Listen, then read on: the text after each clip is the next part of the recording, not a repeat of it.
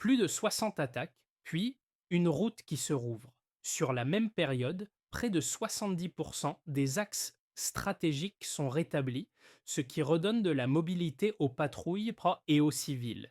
Mais l'Est du Burkina Faso reste exposé à des chocs capables de déplacer la peur en quelques heures. Que signifient ces chiffres pour les familles qui reviennent et que devient ce pari quand Ibrahim Traoré est perçu comme la figure la plus constante dans un pays encore fracturé? Chaque corridor rouvert ressemble moins à un bilan qu'à une question. La promesse éditoriale est simple et exigeante: comprendre comment une stabilisation partielle peut coexister avec une violence persistante et ce que cela implique concrètement pour les territoires repris à l'est du Burkina Faso. Le bénéfice pour le lecteur tient en 12 mots. Lire les signes faibles qui annoncent une recomposition possible. Les enjeux sont élevés car sécurité, cohésion sociale et reconstruction avancent comme un triangle fragile où chaque retard civil ou erreur militaire peut inverser la dynamique. Restaurer un puits ou rouvrir une école ne relève pas seulement de l'infrastructure. Ces gestes redéfinissent la journée des familles revenues et testent la crédibilité de l'État sur le terrain. Dans ce contexte mouvant, les chiffres ne valent que par leurs effets: routes praticables, marchés renaissants, classes qui reprennent. Un micro-suspense traverse la séquence. La coordination peut-elle tenir assez longtemps pour transformer des gains techniques en stabilité vécue? Cette lecture suivra les faits disponibles sans extrapoler, afin d'éclairer les choix collectifs qui s'esquissent dans les semaines à venir. Plus de 60 attaques enregistrées en quelques mois, tandis que environ 70% des routes stratégiques sont rétablies sur la même période. Ce contraste chiffré rompt l'idée d'un effondrement linéaire et révèle un glissement réel du rapport de force à l'est du Burkina Faso. Cette mini-révélation ne signifie pas une victoire, mais elle indique un déplacement mesurable. Les groupes armés continuent de frapper, pourtant leur capacité à isoler durablement les territoires recule lorsque les axes redeviennent praticables. Chaque route rouverte modifie la circulation des patrouilles, des équipes civiles et des habitants, réduisant l'isolement qui étouffait les villages depuis des mois. Le paradoxe n'est donc pas une illusion statistique. Il matérialise une coexistence instable entre progrès opérationnel et insécurité persistante. Dans les zones abandonnées puis reprises, des marqueurs concrets apparaissent. Des puits remis en service raccourcissent les trajets dangereux. Des écoles rouvertes, parfois sous des abris temporaires, recréent un rythme collectif. Les marchés reviennent près des axes sécurisés, d'abord timidement, puis avec plus de régularité. Ces signaux faibles dessinent une reconstruction méthodique, encore fragile mais visible dans le quotidien. Le contexte général demeure lourd. Plus de 2 millions de personnes ont été déplacées, des terres agricoles sont restées en friche et la pression armée peut redessiner les lignes de front en quelques heures. Cette instabilité structurelle impose à l'État une démonstration permanente de présence. La légitimité ne se joue plus dans le discours, mais dans la capacité à maintenir des services essentiels là où la peur dominait. C'est dans cet intervalle que la posture d'Ibrahim Traoré prend sens. En apparaissant régulièrement dans les zones sensibles, il projette l'image d'un État qui accepte le risque et partage l'exposition avec les forces et les civils. Cette présence ne neutralise pas la menace, mais elle influe sur la perception locale. L'autorité cesse d'être lointaine et devient observable. Ainsi, la mini-révélation dépasse les chiffres. Elle montre un pays suspendu entre implosion redoutée et recomposition progressive, où chaque indicateur doit être lu à l'aune de ses effets concrets sur la vie quotidienne et la confiance collective. Au-delà des indicateurs globaux, la transition prend corps dans des scènes précises où chaque présence compte. Dans les zones reprises, soldats, VDP et civils forment une mosaïque fragile qui rend visible un basculement discret. La reconstruction n'est plus une idée abstraite, elle s'exprime par des gestes répétés et observables. Cette matérialité change la perception du risque, car elle transforme un territoire hostile en espace à nouveau praticable, même sous tension. Certaines figures incarnent ce mouvement. Le Premier ministre Remland Emmanuel Vrogo, marchant parmi les troupes poussiéreuses de Tenko, agit comme un guide silencieux.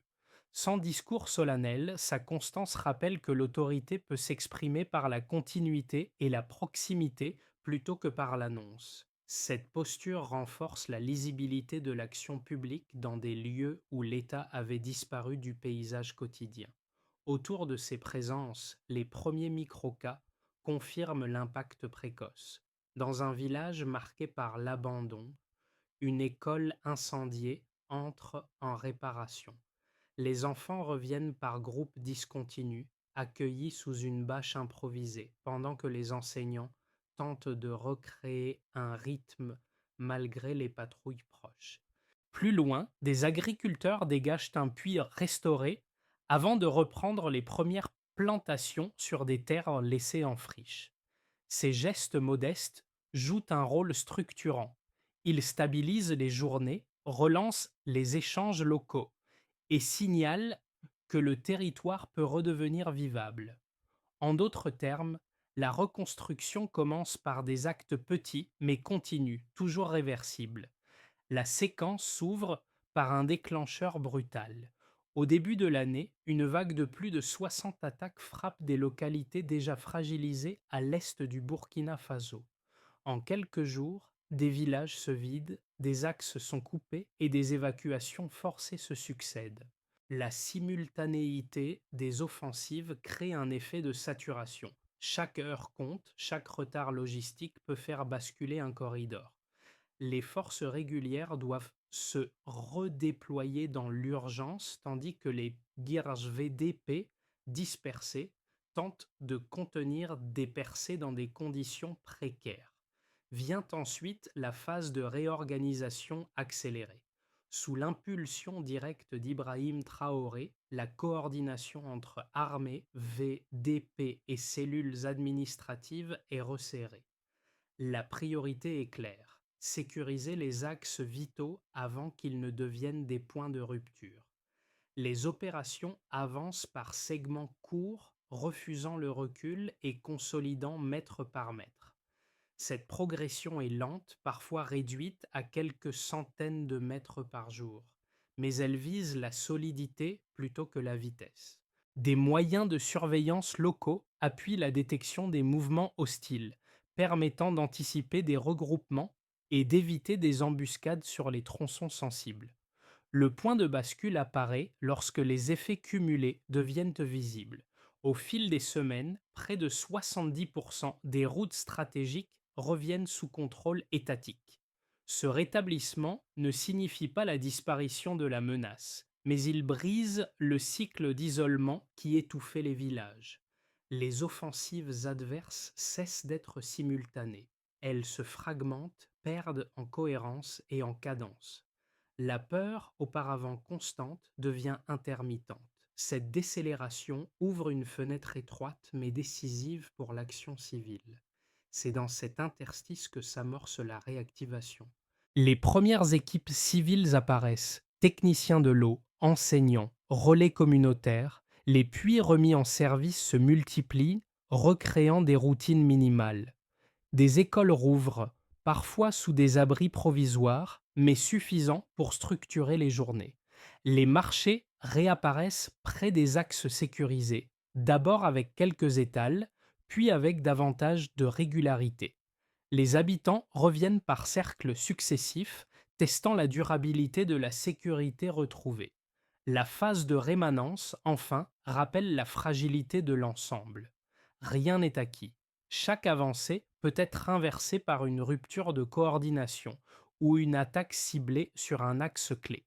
Les forces maintiennent la pression sur les zones frontalières pour éviter toute résurgence, tandis que les VDP deviennent des relais essentiels, combinant défense de proximité et soutien aux réparations locales. La présence régulière d'Ibrahim Traoré dans ces espaces sensibles renforce l'idée d'un État qui assume le risque aux côtés des habitants sans promettre de victoire rapide.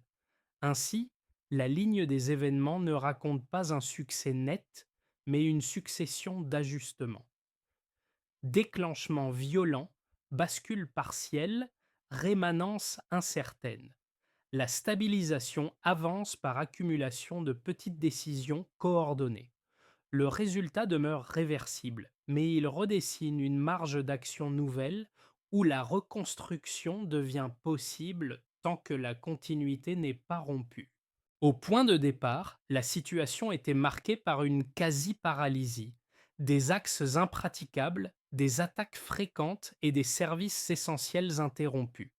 Quelques mois plus tard, trois indicateurs suffisent à mesurer le déplacement intervenu, non comme une victoire, mais comme un changement de rythme. Le premier indicateur concerne les routes stratégiques. Environ 70% de ces axes ont été rétablis après des opérations coordonnées et progressives.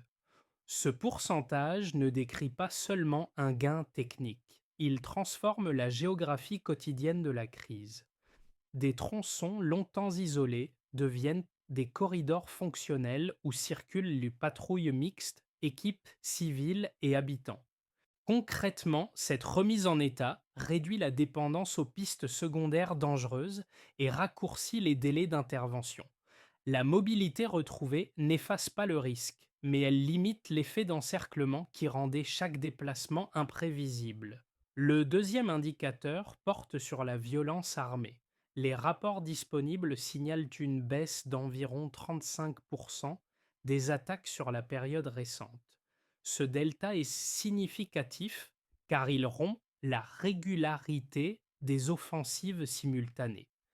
Là où les groupes armés frappaient en cadence, ils agissent désormais de manière plus fragmentée. Cette décélération ne signifie pas une disparition de la menace, mais elle modifie la pression psychologique exercée sur les villages. Moins d'attaques rapprochées équivaut à moins de fuites précipitées, moins de ruptures d'approvisionnement et davantage de possibilités d'anticipation pour les communautés. Le troisième indicateur concerne les infrastructures essentielles. Plus de 300 puits ont été restaurés dans les zones reprises. Ce chiffre, modeste à l'échelle nationale, produit pourtant un effet disproportionné au niveau local. Chaque point d'eau opérationnel réduit les trajets dangereux, stabilise les besoins vitaux et réorganise la journée des familles revenues. L'accès régulier à l'eau devient un facteur d'ancrage. Il encourage les retours progressifs et soutient la reprise des activités agricoles et marchandes. Pris séparément, ces chiffres pourraient sembler limités. Ensemble, ils décrivent une articulation précise. Les routes rétablies facilitent la présence sécuritaire continue. La baisse des attaques crée un espace respirable où les interventions civiles peuvent s'inscrire. Les infrastructures restaurées fidélisent les habitants et renforcent la cohésion locale. Le mouvement n'est pas linéaire mais cumulatif. Chaque indicateur renforce les autres tant que la coordination se maintient. Cette lecture quantitative impose toutefois une prudence constante. Les chiffres mesurent un état à un instant donné, non une garantie. Une attaque ciblée sur un axe clé peut inverser le delta observé. Un retard civil peut affaiblir l'effet psychologique des gains sécuritaires. Les données montrent donc une transition fragile suspendue à la continuité des efforts et à leur synchronisation. Ainsi, la preuve chiffrée ne raconte pas une fin de crise. Elle documente une fenêtre étroite où la stabilisation devient praticable. Comprendre ce delta, c'est saisir pourquoi la reconstruction avance lorsqu'elle s'appuie sur des gains mesurables.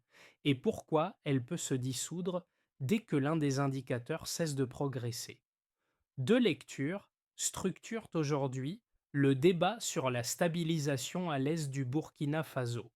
La première privilégie une approche sécuritaire élargie. Pour ses défenseurs, un territoire soumis à des attaques répétées ne peut se consolider sans une densité de présence forte et continue. L'extension du rôle des VDP est alors perçue comme une réponse fonctionnelle. Enracinés localement, ils réagissent plus vite, connaissent les itinéraires et réduisent les angles morts. Dans cette logique, la priorité consiste à verrouiller les axes et à maintenir la pression, même au prix d'une militarisation durable du quotidien. L'argument central est pragmatique. Sans vigilance permanente, les zones reprises peuvent rechuter en quelques semaines. Face à cette position, une seconde lecture met en garde contre les effets de long terme. Elle souligne le risque d'un brouillage entre défense et gouvernance lorsque des tâches sécuritaires s'étendent à des civils. Selon cette approche, la stabilisation ne peut tenir si elle n'est pas rapidement relayée par des services publics visibles et réguliers. Une dépendance prolongée à la force armée pourrait figer le territoire dans un conflit asymétrique, reléguant l'éducation, la santé et la cohésion communautaire au second plan. Les partisans de cette lecture estiment que la légitimité de l'État se reconstruit d'abord par des routines civiles sans lesquelles les gains sécuritaires restent précaires. Les faits disponibles nuancent ces deux positions sans en invalider totalement aucune. Les baisses d'attaques observées, la restauration de routes stratégiques et la remise en service de centaines de puits se sont produites dans des zones où forces régulières, VDP et équipes civiles ont opéré de manière coordonnée. Les données ne confirment ni l'efficacité d'un modèle exclusivement militaire, ni celle d'un modèle strictement civil. Elles suggèrent plutôt qu'une articulation contrôlée entre sécurité de proximité et intervention sociale crée les conditions minimales de la stabilisation. Cet arbitrage par les faits révèle un point clé. La question n'est pas de choisir entre militarisation et reconstruction, mais de synchroniser les deux sans rupture. Lorsque la sécurité précède trop longtemps les services, l'adhésion locale s'érode. Lorsque les services avancent sans couverture suffisante, ils deviennent vulnérables. La stabilisation apparaît alors comme un exercice d'équilibre, où chaque levier perd de son efficacité s'il est isolé. Cette bascule silencieuse ne tient pas à une victoire militaire spectaculaire, mais à un déplacement du centre de gravité. Dans plusieurs zones reprises, la reconstruction commence à avancer plus vite que la capacité des groupes armés à se recomposer. Les attaques n'ont pas disparu, pourtant elles n'organisent plus entièrement le tempo quotidien. Ce décalage marque un changement qualitatif. L'urgence permanente cède par moments la place à une gestion plus continue du territoire. Au cœur de ce tournant, la présence régulière d'Ibrahim Traoré dans les zones sensibles joue un rôle charnière. Ces déplacements, souvent discrets, signalent un partage du risque qui modifie la perception locale de l'État. La sécurité n'est plus vécue uniquement comme une pression extérieure, mais comme un effort collectif auquel le commandement s'expose directement. Cette posture renforce la cohésion entre forces régulières, VDP et équipes civiles, sans prétendre neutraliser la menace. L'idée centrale, ici, est simple. La stabilisation observée n'est pas seulement le résultat d'opérations sécuritaires, mais l'effet cumulatif d'une réactivation sociale.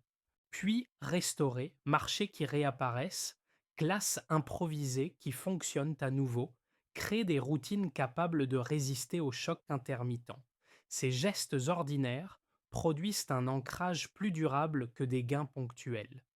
À partir de ce point, la question se déplace. Il ne s'agit plus seulement de reprendre des zones, mais de savoir si cette dynamique peut tenir face aux prochaines secousses. sans perdre l'élan fragile qui commence à s'installer. Les effets observés dans les zones reprises se traduisent désormais par des conséquences tangibles pour quatre groupes dont les trajectoires se croisent sans se confondre. Chacun perçoit la stabilisation partielle à partir de ses propres repères, mais tous dépendent d'un même enchaînement entre sécurité, service et continuité. Pour les habitants locaux, restés malgré les attaques, les changements sont d'abord pratiques. La restauration de plus de 300 puits réduit les déplacements risqués et stabilise les besoins vitaux. L'eau accessible recompose les journées, limite les absences prolongées et permet aux familles de planifier plutôt que de subir. Les écoles rouvertes, même sous des abris temporaires, réintroduisent un rythme collectif qui manquait depuis des mois. La baisse d'environ 35% des attaques ne supprime pas la peur, mais elle la rend intermittente, ouvrant des fenêtres d'anticipation. Les marchés qui réapparaissent près des axes sécurisés complètent ce tableau en relançant des échanges élémentaires. Pour les forces de défense et de sécurité, l'impact est opérationnel et moral. Le rétablissement d'environ 70% des routes stratégiques améliore la mobilité logistique, réduit les temps de réaction et permet une présence plus continue. Les opérations sortent de l'urgence permanente pour entrer dans une logique de consolidation. La coordination avec les VDP devient plus fluide lorsque les axes ne sont plus des points de rupture. Dans ce contexte, la présence régulière d'Ibrahim Traoré sur le terrain renforce la cohésion interne. Le commandement apparaît exposé aux mêmes risques, ce qui soutient la tenue des lignes et la discipline dans la durée. Pour les nouveaux retours de population, la stabilisation agit comme un test progressif. Les familles reviennent par vagues, observant d'abord l'accès à l'eau, la reprise des classes et la sécurité des trajets. Chaque service fonctionnel devient un signal de fiabilité. L'existence de routines minimales, puis école, marché, favorise des retours en chaîne. Cette dynamique est cumulative.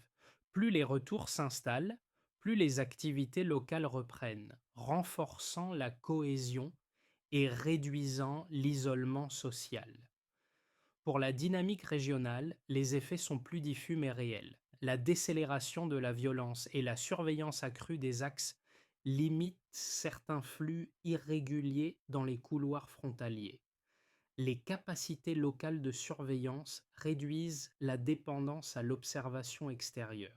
Cette recomposition modifie la perception du pays dans le Sahel. Il n'apparaît plus uniquement comme un espace en crise, mais comme un acteur capable d'infléchir sa trajectoire à partir de gains concrets. Au croisement de ces quatre groupes, une conclusion s'impose.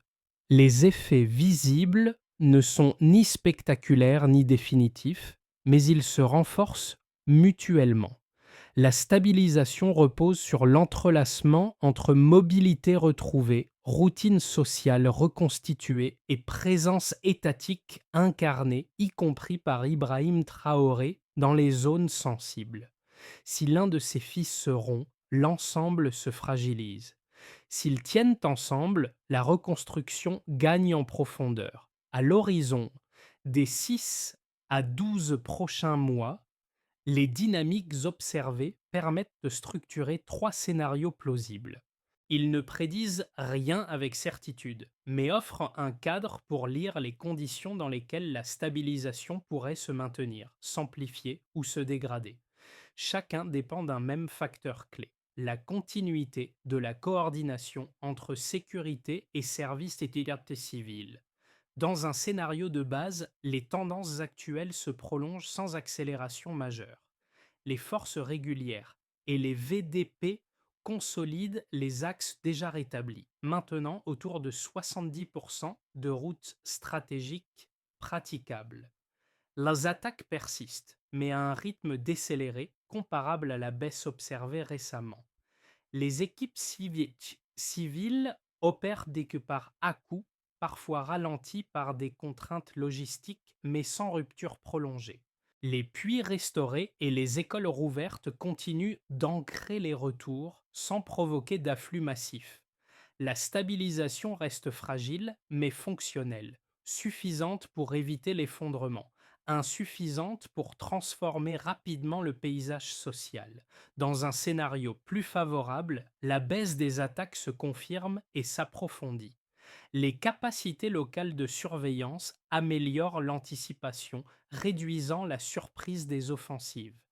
La mobilité accrue sur les axes facilite un déploiement civil plus régulier, permettant d'augmenter progressivement le nombre de services actifs.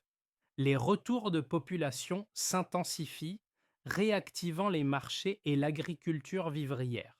Cette accélération crée un cercle vertueux. Plus de routine sociale renforce la cohésion, ce qui soutient à son tour la stabilité. Ce scénario exige une capacité d'absorption locale élevée pour éviter que la rapidité de la reconstruction ne génère des tensions internes. Dans un scénario de dégradation, une rupture de coordination survient. Des attaques ciblées reprennent sur des axes récemment sécurisés, rétablissant des points de coupure.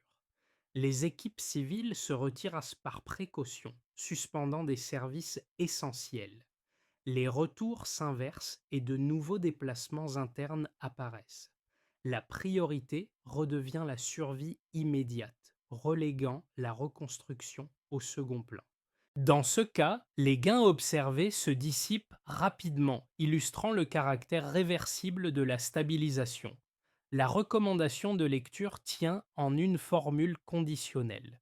Si la sécurité se maintient sans discontinuité, la reconstruction peut avancer. Si la coordination se rompt, même brièvement, l'ensemble redevient vulnérable. Cette grille n'impose pas un choix, mais invite à observer où se concentrent les efforts et comment ils s'enchaînent dans le temps. Pour celles et ceux qui vivent directement dans les zones où la violence a redéfini chaque geste, les évolutions récentes ne se lisent pas comme des statistiques. Un puits remis en service signifie moins de trajets dangereux. Une école rouverte redonne un rythme aux enfants. Une route sécurisée permet d'envisager le marché sans l'angoisse permanente. Pour ce premier groupe, la stabilisation partielle se mesure à travers ces routines retrouvées, fragiles mais suffisantes pour anticiper une journée plutôt que survivre heure par heure. Un second regard est porté par les observateurs des institutions et des politiques publiques. La baisse des attaques, la remise en état des axes et la reprise des services essentiels nourrissent un questionnement sur la capacité de l'État à se réinventer sous contrainte. Ce groupe scrute la cohérence entre discours et présence effective, entre annonce et continuité opérationnelle. Les faits observés suggèrent une tentative d'adaptation. Gouverner en marchant, ajuster sans plan figé, maintenir des services là où la pression demeure. Cette lecture interroge la durabilité d'un modèle hybride à la fois sécuritaire et civil. Un troisième regard vient de l'extérieur. Diaspora, proches vivant hors des zones touchées, analystes régionaux. Pour eux, les chiffres liés aux routes, aux puits et au retour de population modifient la narration dominante. Le Burkina Faso n'apparaît plus uniquement comme un espace d'instabilité chronique, mais comme un territoire où des acteurs locaux tentent d'infléchir la trajectoire par des actions cumulées. Cette perception plus nuancée n'efface pas les risques, mais elle élargit le cadre d'analyse au-delà de l'urgence. Au croisement de ces trois regards, un point commun émerge. La stabilisation n'est pas un slogan, mais une succession de gestes ordinaires rendus possibles par la continuité. Observer ces gestes, comprendre leurs conditions d'existence et leur fragilité revient déjà à participer à leur maintien. La question devient alors personnelle. Quel regard chacun choisit-il de porter sur une reconstruction encore en mouvement? La consolidation durable repose désormais sur une séquence d'actions coordonnées où chaque acteur dispose d'un rôle lisible et mesurable. L'objectif n'est pas d'accélérer à tout prix, mais d'éviter les ruptures qui ont, par le passé annuler des gains fragiles. Cette feuille de route s'articule en étapes complémentaires, dépendantes les unes des autres. La première étape concerne la sécurité des axes. Les forces régulières, appuyées par les VDP, doivent maintenir une présence continue sur les routes déjà rétablies. Le critère de suivi est simple, continuité des patrouilles et réduction des incidents sur les corridors prioritaires. Tant que ces axes restent ouverts, les autres actions peuvent s'ancrer. Une interruption, même brève, suffit à désorganiser l'ensemble. La deuxième étape porte sur les services essentiels. Les administrations en charge de l'eau et de l'éducation poursuivent la restauration des puits et la réouverture progressive des écoles. La mesure ne se limite pas au nombre d'infrastructures réparées, mais à leur fonctionnement régulier. Un puits opérationnel chaque jour et une classe tenue chaque semaine comptent davantage qu'une inauguration ponctuelle. Ces services pourront structurent la journée et encouragent les retours durables. La troisième étape relève de la cohésion locale. Les collectivités et relais communautaires organisent des espaces de dialogue pour apaiser les tensions liées aux déplacements massifs. La réussite se lie dans la reprise des activités agricoles, la fréquentation des marchés et la participation aux réunions locales. Ces indicateurs sociaux signalent si la stabilisation est acceptée et partagée. La quatrième étape consiste à synchroniser l'ensemble. La présidence et les gouvernorats coordonnent le calendrier sécuritaire et civil afin d'éviter les décalages. Dans ce cadre, l'implication régulière d'Ibrahim Traoré sur le terrain agit comme un signal politique. L'État assume physiquement la continuité et partage l'exposition au risque. L'enjeu final est clair. Ce n'est pas l'intensité d'une action isolée qui transforme la situation, mais la capacité à maintenir ces étapes ensemble, dans le temps, sans rupture visible. Dans les villages où les premiers signes de reconstruction sont apparus, certaines images reviennent avec insistance. Le puits restauré où les familles en échec se rassemblent à nouveau, l'école brûlée remise lentement en état, les champs dégagés après des mois de friche. Ces lieux, longtemps figés dans l'abandon, portent désormais les traces d'un retour progressif à la vie. Rien n'y est spectaculaire, mais chaque geste répété redonne une continuité que la violence avait brisée. Ces scènes font écho au microcas évoqué plus tôt. Elles rappellent que la stabilisation ne commence pas par des annonces, mais par des routines retrouvées. Envoyer un enfant en classe, puiser de l'eau sans détour dangereux, vendre quelques produits au marché voisin. Ces actes simples recomposent un tissu social élémentaire, capable de résister, un temps, aux secousses. Dans ce fil narratif, la présence régulière d'Ibrahim Traoré agit comme un motif de rappel. Une marche parmi les troupes, une visite discrète dans une zone sensible, une rencontre sans mise en scène. Ces gestes ne garantissent pas la stabilité, mais ils s'inscrivent dans la mémoire locale comme des signes de continuité. Ils donnent corps à l'idée d'un État qui ne se limite pas à décider à distance, mais qui accepte d'être vu là où le risque demeure. Une phrase résume cette trajectoire fragile. La stabilité se construit ensemble. Elle ne promet rien d'absolu, mais elle dit l'essentiel. La reconstruction avance lorsqu'elle est partagée, maintenue et répétée, même sous contrainte. Les transformations observées dans l'est du Burkina Faso invitent moins à une conclusion définitive qu'à une attention continue.